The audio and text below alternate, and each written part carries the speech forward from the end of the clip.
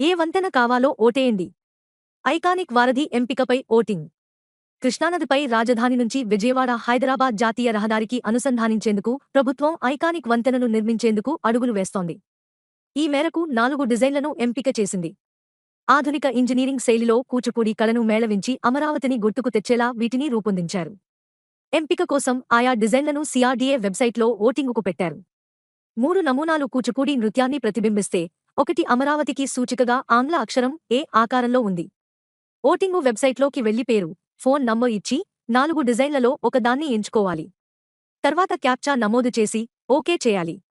అమరావతిలోని రాయపూడి నుంచి కృష్ణానదికి ఆవల ఎన్టీఆర్ జిల్లా మూలపాడు వరకు 5 కిలోమీటర్ల పొడవుతో ఈ కేబుల్ వంతెన రానుంది. ఓటింగ్ కోసం సిఆర్డీఏ వెబ్సైట్లో ఉంచిన నమూనాలు.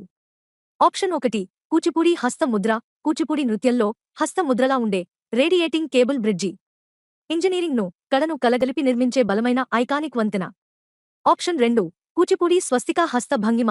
ఎరుపు, తెలుపు రంగుల్లో జంట పైలాన్లతో మన సంస్కృతికి, అదృష్టానికి చిహ్నంగా స్వస్తిక హస్త భంగిమలో ఉండే Kuchipudi dance bridge. Option 3 Amaravati logo ఏ ఆకారంలో అభయ ముద్ర. అమరావతి లోగో ఏ ఆకారంలో అభయ ముద్రలో శాంతికి చిహ్నంగా ఉండే ఐకానిక్ వంతెన. ఆప్షన్ 4 కూచిపూడి కపోత ముద్ర. కూచిపూడి నృత్యంలోని కపోత ముద్రలో చేతులు ఎత్తి అభివాదం చేస్తున్నట్లుండే ఐకానిక్ వంతెన. ఓటింగ్ కొరకు డిస్క్రిప్షన్ బాక్స్లో ఇచ్చిన లింక్ను క్లిక్ చేయండి.